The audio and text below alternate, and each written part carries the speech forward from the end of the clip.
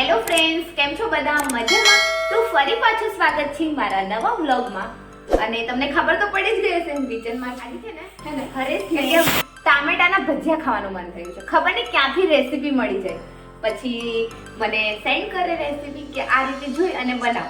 મેં ક્યારે લાઈફમાં નથી બનાવ્યા, આજે પહેલી વાર બનાવવાની નથી. પહેલા મેં બટેટું એક બાફી દીધું છે કેમ કે એમાં બટેટું પણ નાખીશ.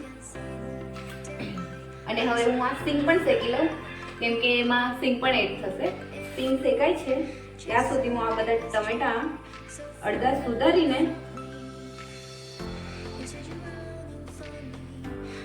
આમાંથી બધું જ આ બિયા કાઢી નાખવાના છે.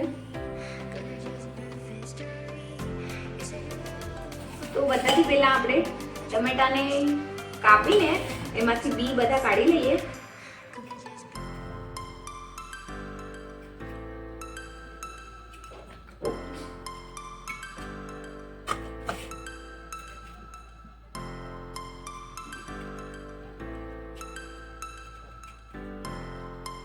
બધા જ બી કાઢી લેવાના છે કેમ કે પાણી ના રહે એટલા માટે.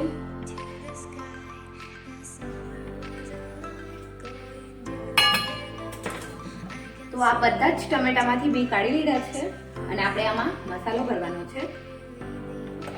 આટલી સાઈઝના ટમેટા લીધા છે અને એના બે ફાડા કરીને આની અંદરથી બધા બી કાઢી લીધા છે અને આ રીતે મૂકી દીધા છે કેમ કે આમાં પાણી ના રહે એટલા માટે. તો હવે આપણે મસાલો તૈયાર કરીએ. તો આપણે મસાલો રેડી કરવા માટે 1 ચમચી જેટલું તેલ લઈએ અને પછી એમાં ચણાનો લોટ શેકવાનો છે.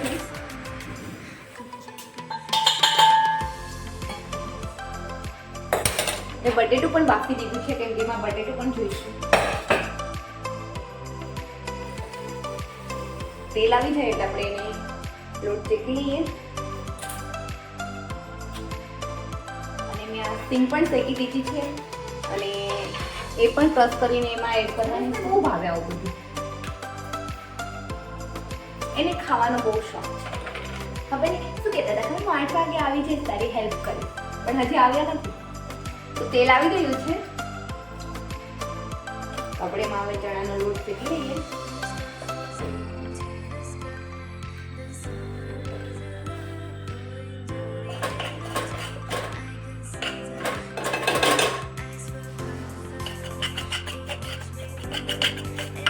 એડ કરશું કેમ કે એનાથી વધારે મસ્ત ટેસ્ટ આવશે.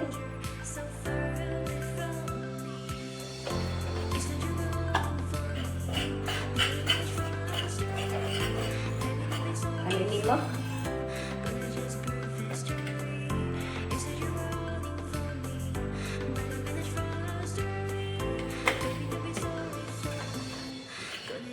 અને થોડી ખાંડ પણ,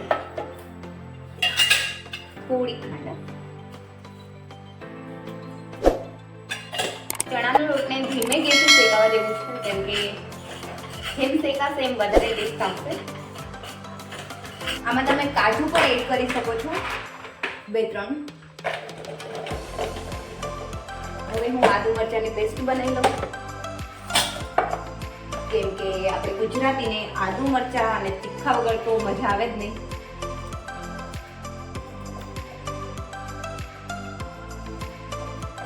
ટેસ્ટ માટે આપણે આદુ અને મરચીની પેસ્ટ તૈયાર કરી લઈએ.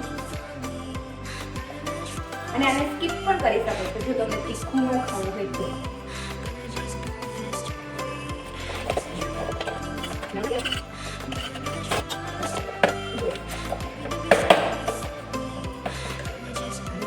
બનાવવાનું મૂકી થોડું તીખું જ કરું, મસ્તી કરું છું. તો તમે જોઈ શકો છો ચણાનો લોટ પણ સરસ શેકાઈ ગયો છે. તો ચણાનો લોટ, સિંગ અને આદુ મરચાંની પેસ્ટ, કોથમીર અને બટેટું એ બધું એડ કરી દીધું છે એની અંદર. હવે એને મિક્સ કરી દઉં.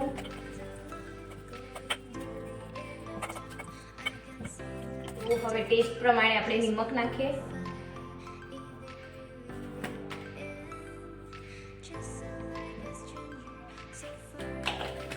અને થોડું લીંબુ પણ એડ કરીએ એમાં કેમ કે ટેસ્ટ સરસ આવશે લીંબુથી. જોઈ શકો છો મસાલો એકદમ રેડી છે અને ટમેટા પણ રેડી છે. તો આ મસાલો પણ રેડી થઈ ગયો. છે અને જે આપણે ટમેટા કટિંગ કરેલા હતા ને, હવે એની અંદર આપણે મસાલો ભરી દઈશું.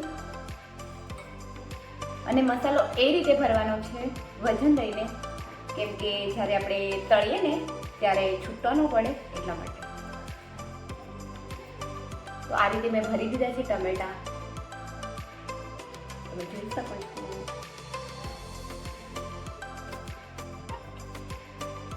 તમને ખાવા છે તો આવી જાઓ, હું તમારા માટે પણ બનાવીશ.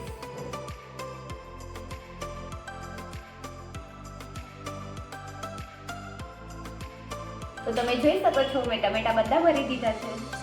પણ આટલા ભજીયા મારે થઈ જશે મારે હરેશને. મસાલો પણ હજુ છે.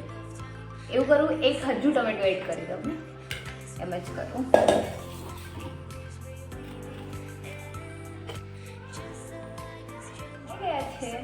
અને આપણે હવે આને તળવાના છે. તો ટામેટાના ભજીયાને તળવા માટે મેં લોટ લીધો છે અને એમાં થોડું નિમક એડ કરું છું. લીંબુ નથી નાખવાનું,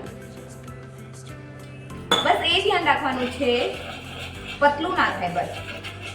અને ઘાટું રાખવાનું, આ રીતે ઘાટું રાખવાનું છે. તો ભજીયા સાથે ખાવા માટે ચટણી પણ બનાવી લઉં. તો એક ગ્રીન ચટણી બનાવીશ અને એક સોસ તો છે જ. તો તમે જોઈ શકો છો બધી તૈયારી થઈ ગઈ છે અને તેલ પણ મૂકી દીધું છે અને બસ હવે તળવાના જ છે. અને હરેશ સાહેબ પણ આવી ગયા છે. જો કા હરેશ, આજ મજા આવશે તમને ખાવાની. રોજ આવું મોકલવાનો રેસીપી મોકલશો? નવીન શીખવાનું. હા, પેલે તાકાત કરા કેવું બને. સારું જ બનશે. એવું છે? નહીં સારું બને તો